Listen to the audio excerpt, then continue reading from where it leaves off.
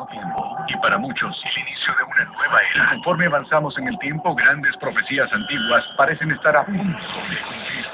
Megaterremotos y tsunamis, inversión de polos, tormenta solar, el regreso de los Anunnakis y la rebelión reptiliana son solo algunas de las señales que indican que el fin podría estar cerca. JXY presenta Frecuencia Paranormal. Frecuencia Paranormal. Acompaña a Luis Ordelli, martes, miércoles y jueves, de 7 a 8 de la noche en un espacio donde analizaremos y discutiremos todos los fenómenos paranormales que sabemos existen, pero que nadie se atreve a discutir. Aquí comienza un episodio más de Frecuencia Paranormal. Oye, que sí.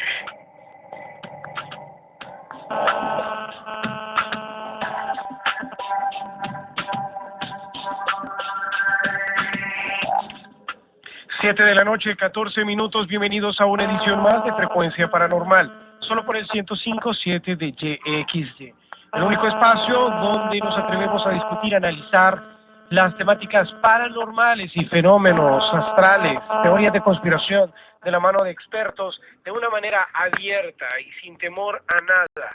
Que viva la liberación de la atadura de la mente, del sistema que la restringe a su crecimiento infinito. Buenas noches, Max Brannon, periodista investigador. Como todos los jueves, Max, queremos agradecerte realmente y sinceramente que te tomas el tiempo, el esfuerzo y la energía de venir a compartir con todos nosotros parte de tu visión de la realidad. Gracias, Dordelli. Yo te lo quiero agradecer a ti y también al doctor Saca y a cualesquiera otros socios de este complejo de radios, que no sé yo quiénes sean, porque fíjate que de broma en broma me he puesto a hacer cuentos y yo recuerdo que vine a buscarte para proponerte los primeros temas de esta índole cuando el programa no tenía ni nombre todavía. Y aparte que no tenía ni nombre, recuerdo que la ahora saliente presidente Funes no había asumido tampoco, y es más, todavía no lo había lanzado su partido como candidato. Por lo tanto, no puede haber sido más tarde que el año 2009, pero antes de noviembre, porque él fue lanzado en noviembre de ese año. Entonces quiere decir que ya llevamos un quinquenio, ¿verdad? Y eso solo esta radio lo ha logrado en El Salvador. Bien que la precursora fue Betty Suárez de Ti en otros programas que tenía allá, pero ahí solo duré 22 meses, porque los conté. Ok.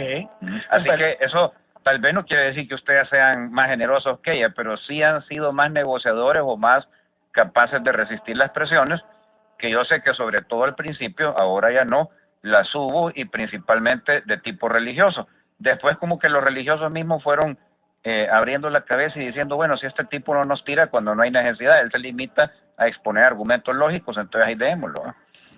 Ok, 7 de la noche, 16 minutos. La temática del día de hoy es continuar un poco acerca de uno de los evangelios apócrifos o libros apócrifos que no se encuentran en la Biblia actual, donde de alguna manera hablan a sospechas, análisis de varios, acerca del encuentro con personas, con seres humanos, acerca de seres humanos que tienen encuentro con lo que podría denominarse de alguna forma extraterrestres o seres de otro planeta, como es el caso de Enoch.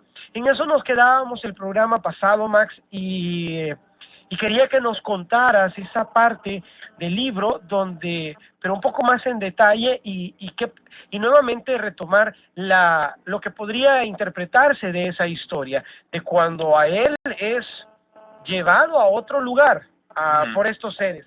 ¿Cómo se narra esa parte del libro? ¿Qué está haciendo Enoch? ¿Y cómo empieza todo eso?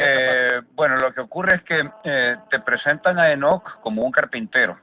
Él era un carpintero y en aquel tiempo, lo mismo hasta el tiempo de Cristo, inclusive mucho después, hasta cuando nació Mahoma, que estamos hablando 6 siglos y fracción después, los carpinteros no se limitaban a hacer muebles, sino que si esa era la arquitectura de las casas en la cultura y región que habitaban, te hacían la casa entera, te hacían barcos, lanchas, o sea, carpintero era todo el que trabajaba la madera, pero no tenía límites la dimensión espacial o volumen de madera que podía trabajar, tanto en cuanto contara con el número de hombres adecuado. A este respecto quiero ilustrar el papel de los carpinteros de las épocas bíblicas, hasta incluso del Nuevo Testamento, en esto. Uno de los documentos menos conocidos del Mar Muerto, que ya han sido traducidos y que en modo alguno compromete las interpretaciones más universales de la Biblia actualmente en vigencia, son varias facturas y recibos de la familia de José de Nazaret, así identificada tal cual, y por lo tanto la carpintería familiar de Cristo como proveedores de mobiliario y de viguetas de sostenimiento arquitectónico para el templo de Salomón en Jerusalén. No quiere decir que hayan sido los proveedores únicos, pero evidentemente eran algunos de los subcontratarios, así que todos estos de la teología de la liberación vayan revisando un poco sus premisas, porque la verdad que el grupo familiar de Jesús no le decía que no al pisto. Ahora, es cierto que jamás tuvieron la ambición de llegar a ser como Bill Gates, ¿verdad? Pues análogamente no es. Menciono esto porque se me objetó hace como 3 programas en Milena de parte de Fancy, que ha agarrado una posición bien dialéctico-materialista durante los últimos años, misma que jamás compartiré, porque es un error desde el principio. Lo que hace avanzar la historia es el espíritu, no la materia. El espíritu transforma la materia no se transforma por sí sola, es inerte por sí sola, sin espíritu. Pero me objetaba él de que cómo podía haber habido un Noé de un arca real, y que todo eso del arca del Ararat era paja o una exageración, si la arquitectura de la zona era de adobe, o era de piedra caliza, o en todo caso de materiales del desierto, actualmente y en los tiempos postdiluvianos. Pero si algo han demostrado las excavaciones arqueológicas es que abajo de cierta capa de un mes que ya está ubicado en septiembre del año 1700 y pico antes de Cristo, se extiende como 50 metros de lodo, barro y arcilla, producto de un aluvión que te cubre desde Líbano, en la costa del Mediterráneo, hasta el norte y centro de la India. Y es el mismo aluvión. Y abajo de esa capa de 50 metros de arcilla, lodo y con registros semifósiles mineralizados de fauna de los ríos, de los lagos y de los mares que circundan a la zona, lo que encontrás es que el clima de la zona era templado, como el que puede ver ahora en las regiones del centro de Europa. Inclusive toda la zona estaba poblada de coníferas. Alguien va a decir, es que ya va abonando a sus teorías filonazis. No, reparen ustedes, por ejemplo, en otra parte del Antiguo Testamento, cuando las fuerzas de Moisés y de Josué, Moisés en ese momento todavía no se ha muerto, o más bien dicho desaparecido, porque la Biblia no registra el momento de su muerte, solamente registra que hay un momento en que él dice sentirse ya demasiado mal, y dice la Biblia, supo conocer que eran llegados sus últimos días y dejó a Josué a cargo de su pueblo y con la misión de invadir y colonizar la tierra prometida. Y se retiró al monte Moria porque no quería ser objeto de idolatría después de su muerte. O sea, tú sabes que el pueblo judío siempre ha editado esto de los santos y nada más Dios y solamente Dios sin intermediario. Pero bueno, después de haberse ido al monte Moria, a lo mejor, en primer lugar, tal vez era paja que se iba a morir, solamente dijo eso porque sabía que había llegado su término como líder político. Lo que no quería era ser instaurado dictador. Pero el punto es ese mismo libro del Éxodo, la última parte del libro del Éxodo y la primera parte del libro de Josué, lo que te registran es que cuando entran los destacamentos de Josué a Canaán, regresan reportándole esto a Moisés. Dice, esa tierra mana leche y miel, hay en ella venados, tigres, leones, rinocerontes, jirafas, te describen toda una fauna que actualmente no hay en Palestina. Entonces, y ahí que estamos hablando en tiempos postdiluvianos. Por lo tanto, en términos prediluvianos puede haber sido una fauna y un ambiente todavía más radicalmente diferente, porque de la época de Moisés ahora no ha habido ningún diluvio. Lo único que se ha acabado, la fauna y la flora de la zona, son los demasiados trabajos agrícolas y las guerras de la zona. Ahora, regresando a Enoch. Ahora, volviendo a Enoch, la carpintería que él llevaba a cabo es el tipo de carpintería que la historia moderna registra, por ejemplo, en los tiempos medievales en el norte de Europa, donde los carpinteros anglosajones y nórdicos te construían dracares, barcos, etcétera, porque la distribución de aguas era diferente.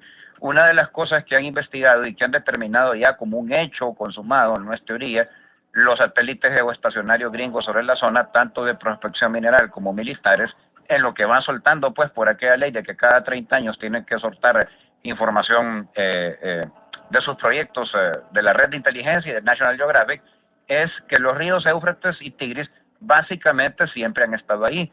Pero igual que todos los grandes ríos, por ejemplo, el río Bravo que divide Estados Unidos de México, o el Amazonas, o incluso, aunque no es un gran río, pero para nosotros sí lo es el Lempa, han variado, y debido a que son ríos antiquísimos, no es poco lo que han variado. O sea, han sido unos corrimientos de hasta 2-3 grados geográficos de ángulo, y al haber variado en el curso, se han roto los diques de antiguas grandes lagunas o lagos del tamaño que había cerca del nacimiento de esos ríos, ya tirando lo que hoy es Armenia y Azerbaiyán, y lo que no se sabe, porque son límites desdibujados debido a que el rompimiento de estas lagunas fue en tiempos prediluvianos y no a consecuencia del diluvio, fue un fenómeno previo, es si eran presas construidas por el hombre. Porque el hombre a veces lleva a cabo lagos artificiales y para eso no necesita tener una tecnología como la de esta época. En tiempos egipcios históricos, ya postdiluvianos, donde hoy el gobierno egipcio ha hecho la presa de Asuán para fines hidroeléctricos, ya los faraones egipcios a puro esclavo y a cargar piedra ya habían hecho su propio respectivo lago de presa del tamaño mismo del actual. Entonces, menciono todo esto para hacer ver que el argumento que esgrimió Fancy, que es de teólogos racionalistas que quisieran que todo fuera plain como ahora, no es válido, porque los alcances de su carpintería pueden haber sido arquitectónicos. De hecho, en las Sagradas Escrituras cristianas, tanto griegas como arameas, la palabra que se utiliza para carpintero es teecton. Okay. Y teecton significa constructor de estructuras. Puede significar carpintero, constructor, contratista o arquitecto. Ok, ahí teníamos... Digo esto solo por una pequeña sutileza. Hay quienes nos dicen que Jesucristo era carpintero, pero lo que realmente dicen los textos que se refieren a su oficio es que Jesucristo era un teecton. Igual puede haber sido arquitecto, contratista o constructor, y esto enlaza con el hecho de que en uno de los grados de la masonería, no recuerdo en este momento en cuál, te ponen a Jesucristo como modelo de gran maestro de ese grado. ¿Cómo podía serlo un carpintero si la masonería ha sido siempre un grupo elitista para la gente rica y poderosa de todas las épocas? Ah, bueno, pero si era un arquitecto o un contratista, ya cambia la cosa. Pero, vaya. Ahora, quiero que regresemos a la parte de... A la parte de Enoch. Enoch, bueno, otro de los argumentos que me ponía Fancy y que los teólogos racionalistas... Pero la historia de lo que quiero que no haya existido el arca es que decían, ¿cómo podía Noé, con solo su familia, que no estaba ni completa, porque cuando inició la construcción del arca, que la Biblia nos dice que duró 155 años, no la vida de Noé, la construcción del arca, no estaba ni completa la familia, porque solo tenía los hijos varones, no tenía las nueras, y consecuentemente no había nietos, sobrinos, etcétera. Es que muy sencillo, si él ya tenía una firma constructora, vamos a decir, de su época, de alcances arquitectónicos para todos los vecinos de la zona, lo que la Biblia nos está diciendo es que la visión extraterrestre, estado de alterado de conciencia, lo que haya sido de él, salvó al grupo familiar de él, pero del grupo familiar de él dependía toda una hueste que le ayudó. Okay. ¿Por qué estamos relacionando a Noé y la visión extraterrestre que pudo haber tenido con Enoch?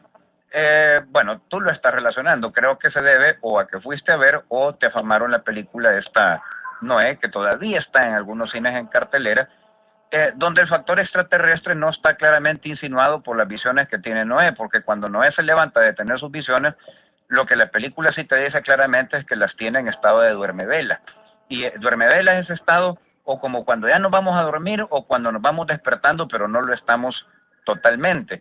Y en términos más psicológicos, más de la psicología normal que manejan los profesionales de aquí, que ven bichos con problemas de droga o gente con estrés y todo, se llama estado de lucidogenia natural, porque está la lucidogenia inducida por hierbas, minerales, etcétera, que no es la que te plantea la película. Entonces, solamente por ese tipo de estado no se puede inferir que no haya sido contactado por extraterrestres, pero lo que pasa es que hay secuencias de la película largas, donde te mencionan un término que existe en el Talmud de Babilonia. El Talmud de Babilonia es el más antiguo que hay, porque data del siglo VIII antes de Cristo, o sea, 8 siglos antes del nacimiento de Cristo. Posteriormente vinieron el de Alejandría, que es de tiempos un poco posteriores al nacimiento de Cristo, y el de Roma, que ya es medieval. Entonces, en el Talmud de Babilonia te dice que Noé, en su existencia del desierto, tuvo que alternar mucho, y que a armar el arca le ayudaron los vigilantes del cielo, los vigilantes de la aurora, los caminantes de la aurora, los peregrinos del cielo o los peregrinos de la aurora, que de las 4 maneras, como te acabo de decir, se menciona a los operarios que trabajaron para Noé, y se dice que eran algo así como ángeles que aceptaban órdenes sin cuestionar, hoy diríamos robots. Pues este mismo tipo de término, refiriéndose al tatarabisabuelo de Noé, que era Enoch, es el que se refiere a los tipos que lo treparon por la escalera que subía al cielo. Okay, entonces, y son los que lo instruyen en la estructura del sistema solar, en la existencia de los 7 mares, de los 5 continentes que están mencionados en el libro de Enoch, solo que lógicamente no dice Europa, África, Asia, América, les dan otros nombres, pero describen sus formas como más o menos ya son ahora. Esto da la impresión, yo no lo aseguro porque hay explicaciones paranormales para ese tipo de estado, como que hubiera sido raptado pilotado por robots astronáuticos. Cuéntanos primero entonces cómo dice más o menos el texto de Enoch para luego que nos des lo que estabas a punto de decir. El texto de Enoch es que Enoch, que era un horticultor granjero que vivía apartado del resto de los hombres de su tribu para eludir los pecados de su propia cultura y civilización, que para los que son judeófilos y todo, Israel, Israel, Israel, yo muero por Israel, les quiero recordar que Enoch y Noé no eran israelitas todavía, el pueblo judío no existía aún, llegó a existir hasta Abraham, milenios después, como 2000 años después, y entonces viene él, se aísla en su montaña, una montaña que todavía es conocida en el Medio Oriente, al norte de Siria y sur de Turquía, que se le llama así la montaña de Enoch, ¿cómo se llama? Enoch Tepe o Noctepe. Y entonces, estando ahí, una noche que pernoctaba, haciendo lo que pudiéramos llamar meditación, el texto dice oración profunda, pero en parapsicología sabemos que el tipo de ondas gamma que se emite en la oración profunda es el mismo de la llamada meditación. Viene y se le presenta ante él una escalera de luz, exactamente el mismo sueño de Isaac, ¿verdad? Que se transforma en Jacob a raíz del sueño. Entonces, pero él no se queda como Isaac viendo quién baja para pelear por ahí, sino que como no se presentó nadie, sino que solo ve la escalera de luz, se asoma, se acerca y pone un pie en el primer peldaño. Entonces describe el libro que el peldaño lo trepa hasta una estrella, que identifica con el nombre de Aldebayir o Aldebarán, que era el nombre en arameo de la estrella polar, en el tiempo de la primera versión del libro, que es la versión siríaca.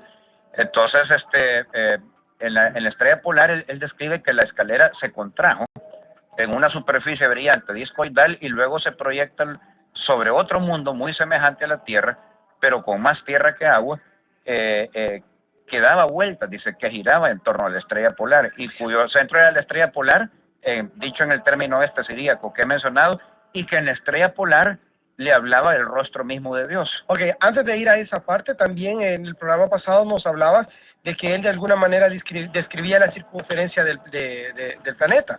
Sí, cuando la escalera de luz va subiendo, bueno, Sixto Paz te diría un Sendra, los teóricos de la ciencia ficción como Carl Sagan y Julio Verne y todos estos que hemos leído, los más recientes te dirían un vórtice espacio-temporal, ¿verdad?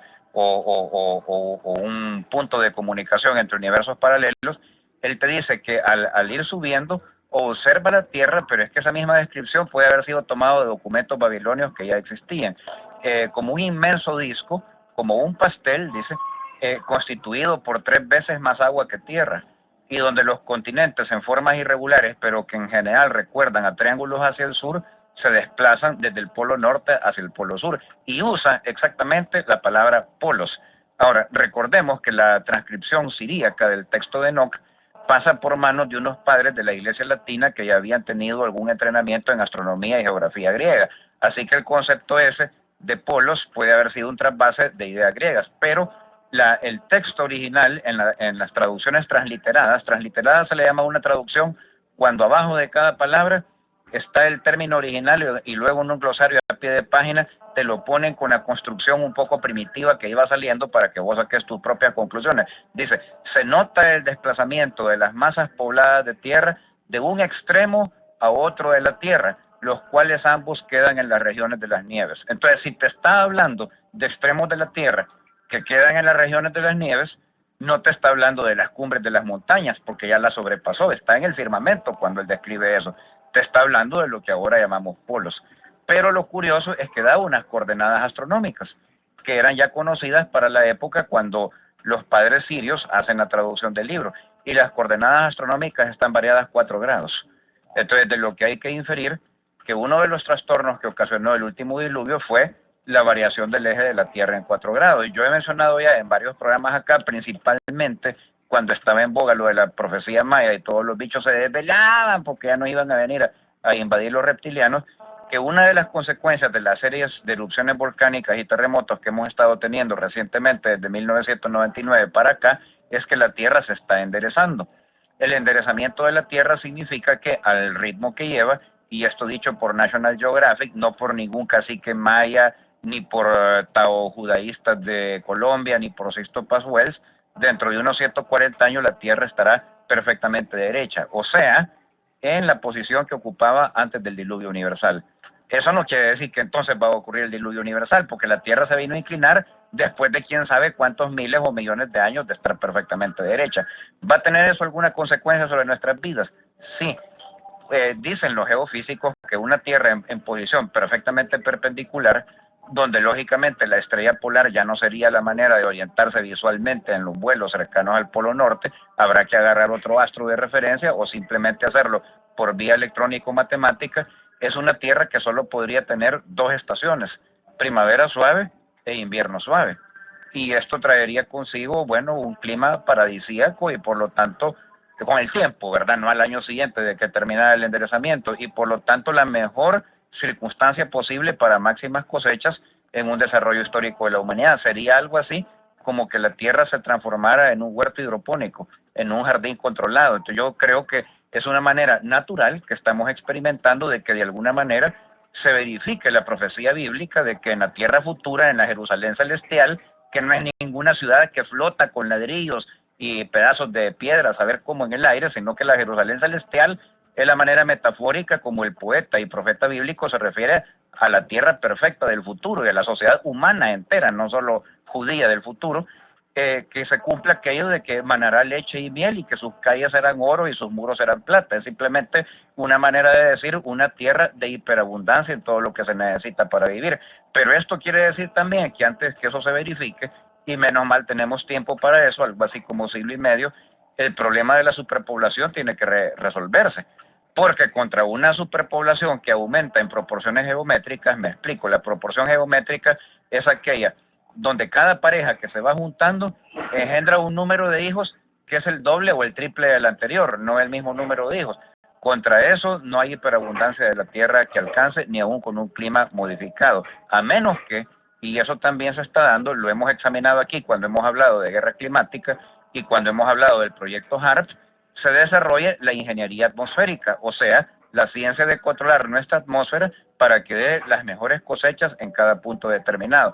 Dicho sea de paso, se me acaba de venir, Dordelí, ¿por qué no puede ser que siendo magna la corrupción de la Tierra en aquel momento y siendo que Dios, o pongamos los extraterrestres, o las inteligencias divinas puntualmente localizadas y encargadas del desarrollo de la Tierra, se hartaron de la corrupción humana y del estado de pecado que vivían en aquella época, tomaron la decisión de echarle un trozo, de echarle una porción de guerra climática a toda la humanidad de su tiempo? Es decir, que no fue un fenómeno natural, sino un fenómeno provocado. Ok, vamos a la primera pausa comercial. Nos hemos quedado en... Porque si no fue un fenómeno provocado, ¿cómo es que algo aparentemente tan tecnológico como lo que raptó a Enoch estaba tan al pendiente y tan conocedor de las circunstancias que iba a tener el diluvio? Casi parece como si una fuerza espacial de carácter geodésico militar tenía ya focalizada la Tierra y dijeron, bueno, vamos a ver qué grupos humanos salvamos que no sean tan echados a perder como los que vamos a destruir. Como las películas estas de americanos con sus armas secretas que cuando te presentan una zona tratan de salvar a los que no están infectados. Nos hemos quedado en la visión de los polos. Ajá. Y luego vamos a platicar de su encuentro con supuestamente Dios. Sí. Luego regresando de la pausa comercial. Estás escuchando Frecuencia Paranormal por el 105.7. Ya volvemos. 7 de la noche, 46 minutos. Vamos a la segunda parte de Frecuencia Paranormal. Estamos platicando acerca de un personaje llamado Enoch, que forma parte de un libro llamado el libro de Enoch, un libro apócrifo que causa mucha revolución a aquellos que los leen y te empiezan a teorizar acerca de las teorías de alienígenas ancestrales.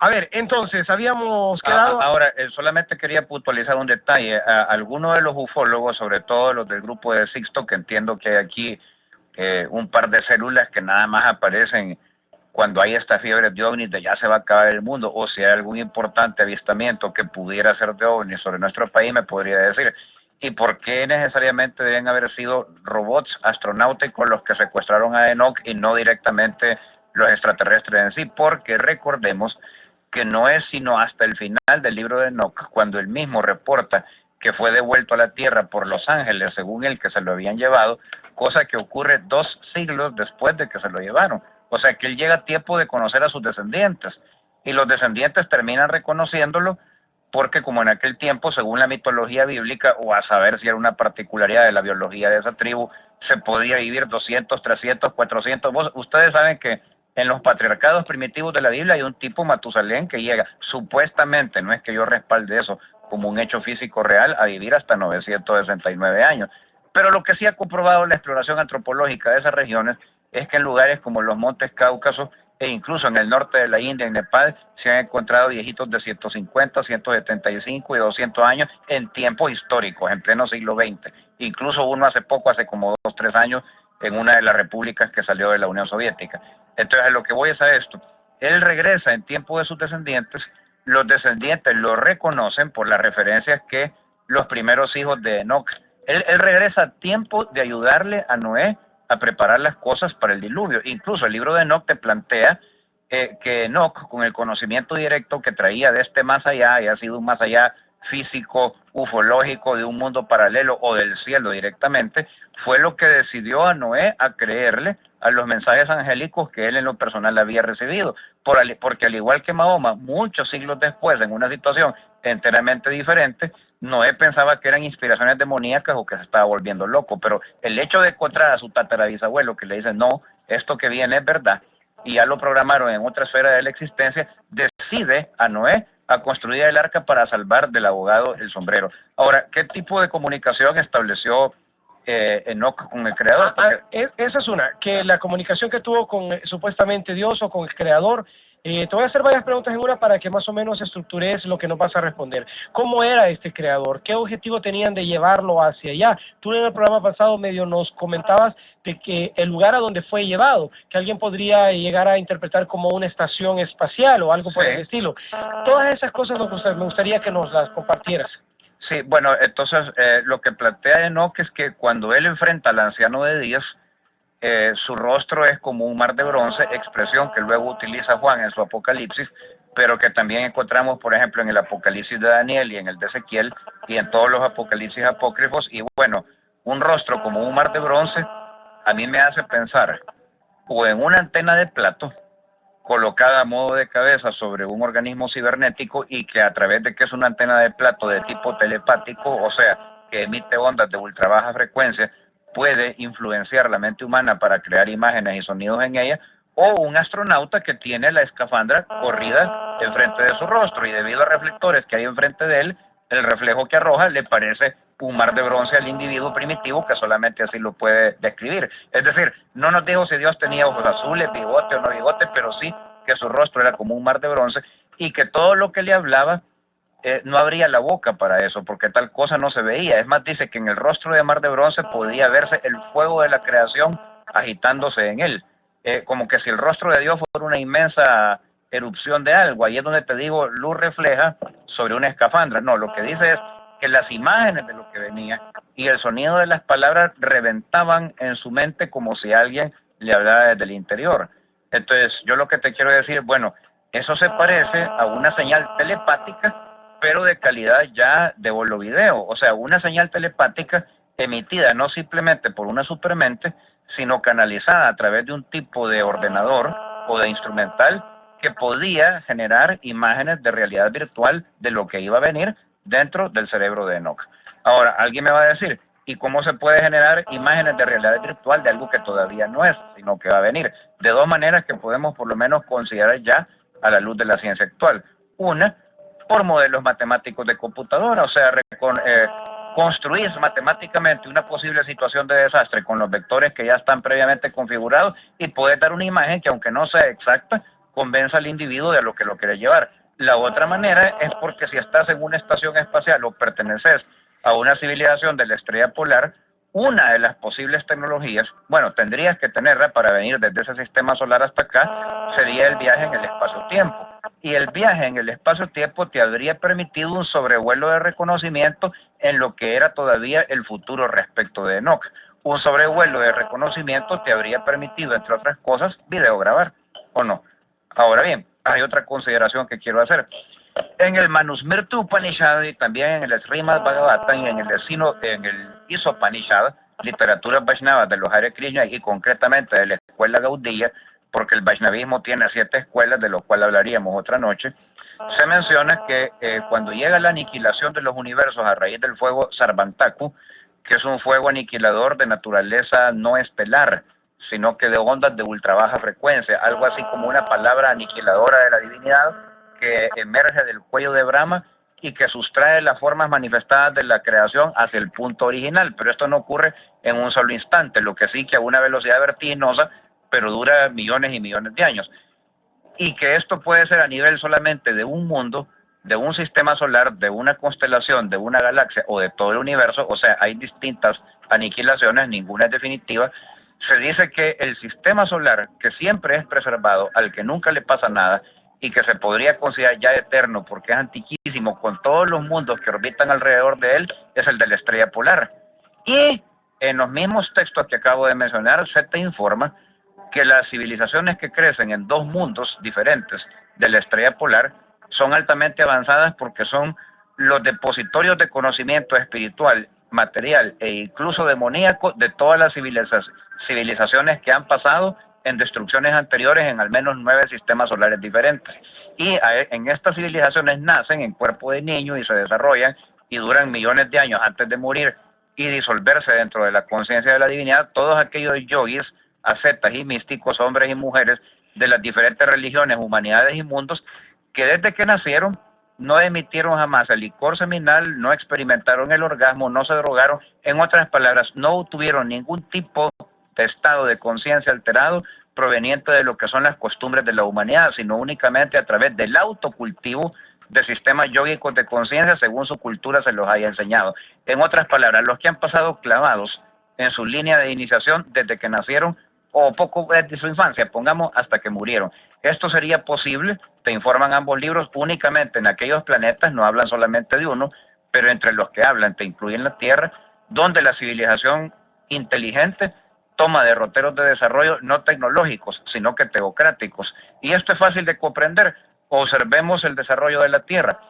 Una de las épocas que todos lo sabemos, cuando más santos se registran, ficticios o reales, pero entre los ficticios deben haber habido centenares que eran reales, es cuando la Iglesia Católica y el cristianismo ortodoxo griego mandaron en la sociedad humana. Porque es que los monasterios crecían como hongos.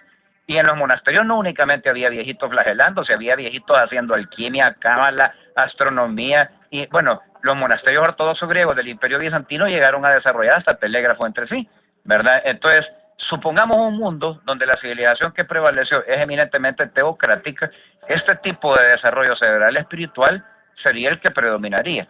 Si no entre la generalidad de la población, por lo menos entre la élite. Según estos textos védicos que mencioné, sería una de las fuentes de inteligencias encarnantes en estos mundos que orbitan en torno de la estrella polar.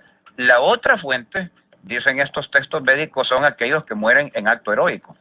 Por ejemplo, los que mueren salvando una vida humana, o como los doctores Pierre y Marie Curie, haciendo experimentos para salvar vidas humanas que ya no lograron, pero que gracias a ellos se pudo, o que mueren mártires de una idea que luego triunfa y significa un progreso para su grupo humano, que estos van a dar al otro mundo habitado. Entonces yo lo que digo es, bueno, si fuera cierto que hay civilizaciones tan viejísimas ahí, no tendrían los conocimientos para viajar al futuro de Enoch y luego presentárselo en una forma holográfica, por ejemplo. A ver, no nos va a quedar el tiempo. Ahora, solo considerar un detalle.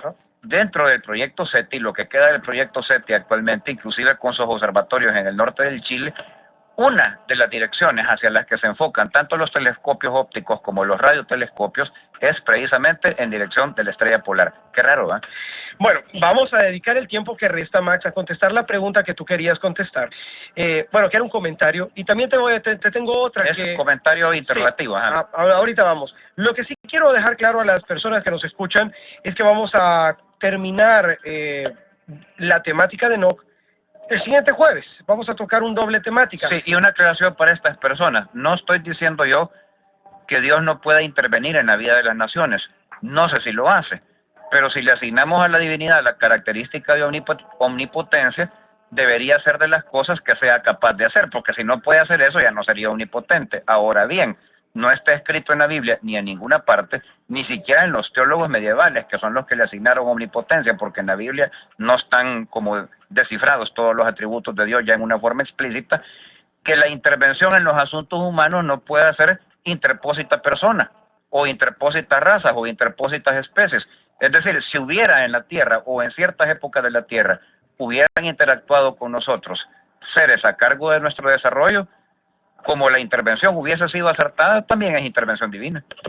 Ok, bueno, entonces el próximo programa, una de las temáticas va a ser que tratemos de interpretar a dónde llevan a Enoch, qué es esta especie de lo que algunos podrían interpretar como una nave espacial, qué es lo que platica con Él lo describe como un cielo artificial. No digas nada. ¿Qué es lo que platica con este supuesto Dios? ¿Cuál es el conocimiento que le transmiten? Y más allá, ¿cuál podrían ser algunas de las explicaciones para que esta raza avanzada haya contactado a Enoch y se lo haya llevado? O nuestros descendientes avanzados. También, o nuestros descendientes avanzados. Y también, si nos queda tiempo, platicaremos de ese apocalipsis que le presentan a él. Bueno, eso será el próximo jueves. Un detallito curioso nada más. El obispo Evagrio de Antioquía, que fue el loquito que clasificó los pecados capitales en 7 y solamente en 7, no sé de dónde sacó que eran nada más 7. Yo en un año cometo como mínimo 400 con todas las permutaciones habidas y por haber, excepto la mariconada. Este loquito, respuestas cortas. Este loquito, que es considerado un gran teólogo en la historia de la Iglesia Católica, dice que compete a la majestad divina que el cielo sea material.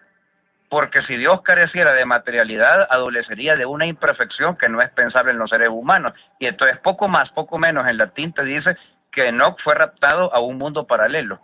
Ese concepto de Evagrio de Antioquía no fue vuelto a manejar sino hasta las teorías cuántico-relativistas del siglo XX, pero actualmente te hablamos ya de mundos o universos paralelos. A todos los que han estado llamando, porque hemos tenido varias llamadas telefónicas, les pido que dejen sus preguntas en la fanpage para poderlas contestar el próximo jueves. Super Dordelli se escribe unido, ~L-Y al final, @radio YXY, no te compliques, ¿ok?